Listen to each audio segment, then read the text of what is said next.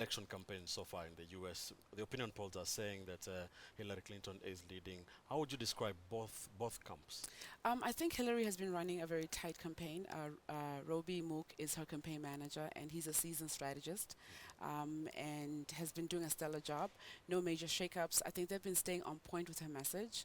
On the other hand, it seems our reality show star, Donald Trump, has just been, I think it's been a day-to-day running of his campaign. He's had a major shakeup of his campaign, as you are aware, and made some very significant faux pas from the convention that they held, where his wife obviously plagiarized from First Lady Michelle Obama, to a very lackluster performance in terms of his acceptance speech as the Republican nominee, and just offending a lot of folks, particularly people of color, and that's where he really needs to step up to the Votes, plate. yeah. So when you look at brown and black voters in the U.S., they're certainly leaning towards Clinton versus Trump, because obviously he's not catering to the issues and that affect people of Trump color. Trump did very well, analysts have said, in trying to win the Republican nomination.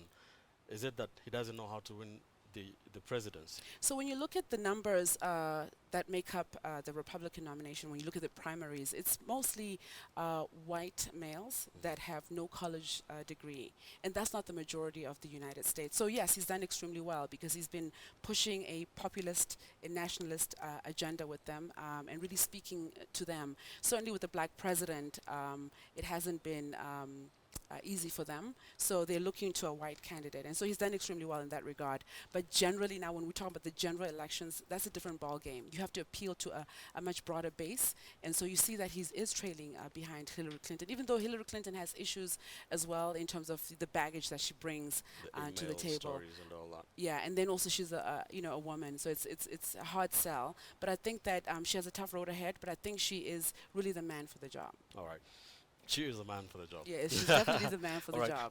job. Coming back to the continent, what would a Donald Trump presidency mean for the African continent? Well, he has threatened to remove the presidents that have been in power for more than 20 years or 25 years. And so that has been quite an interesting take. So in essence, saying that we cannot govern ourselves, which is not true.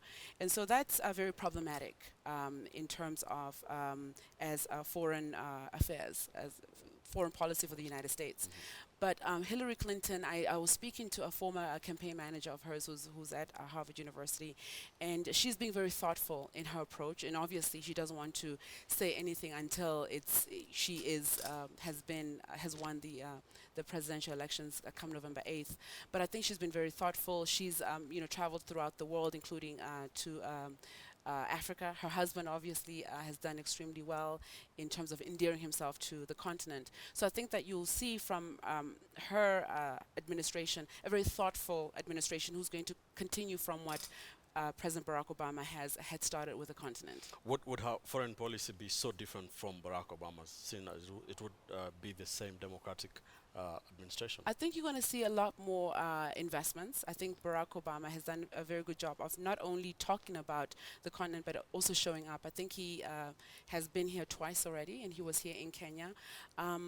But I think that she will avoid some of the controversial issues that President Barack Obama has done. And I have to say kudos to the president, His Excellency here, who managed to say, listen, we have our own priorities. You know, some of your agendas in the United States are not necessarily our agendas. And so I really have to salute the president here. And so I think she'll take cues from that and understand what our issues, what are our priorities, and then come up with policies that may speak to the agenda for the continent. And I'm hoping that she will also continue with President Barack Obama's initiative where he invited the African leaders to have a summit in the United States. Yes. Again, it's a way of selling the brand of Africa to investors in the U.S. and the rest of the world.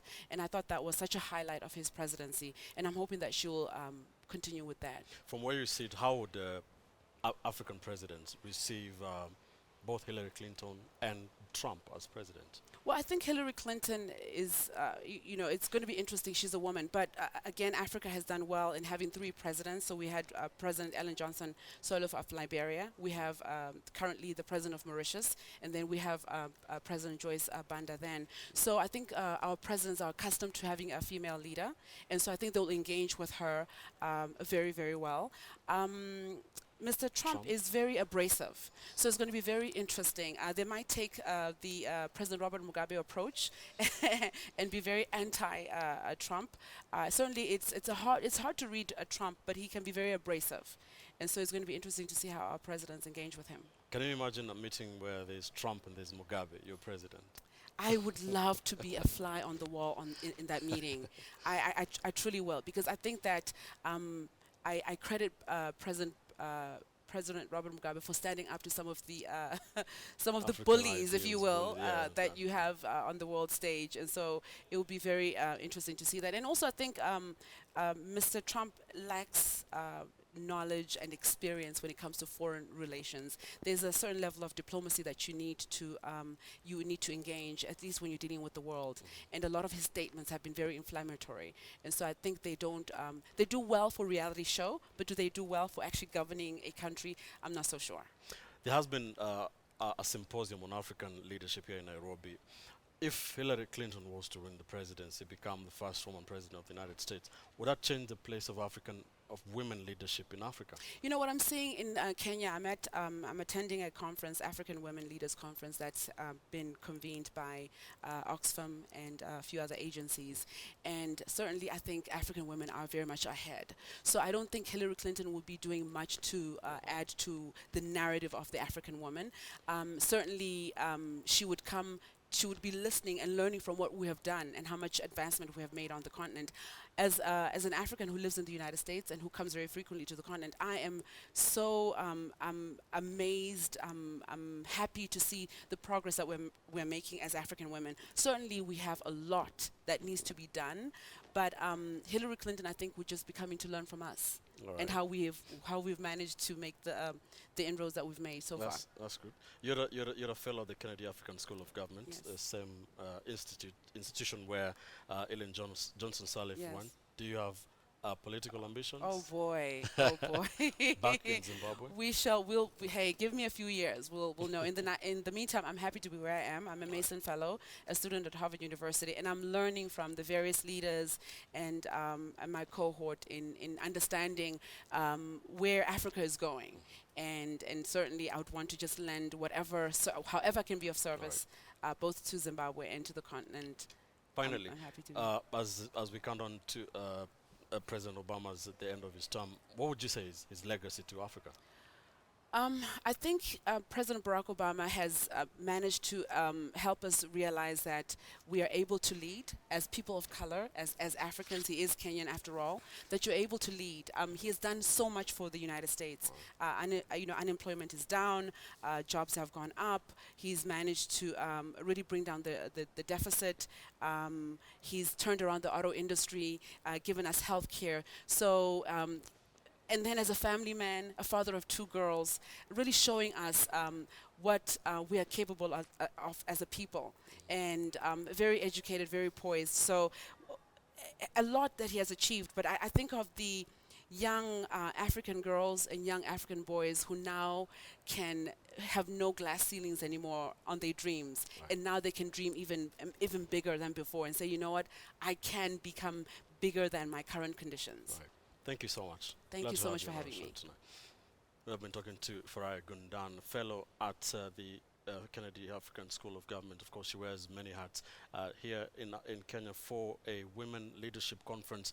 Just talking about the U.S. elections campaign, the race to the White House, what it means for the African continent. We shall continue to cover this for you in the way only we can now. More than 40 years after the Turkish invasion of Cyprus, which came as a response to an Athens-inspired push and left the island and its Turkish and Greek-speaking communities bitterly divided, the task of retrieving and identifying the ghosts of the country's mass killings is still far from over, but renewed peace talks are fostering increasing goodwill. Take a look.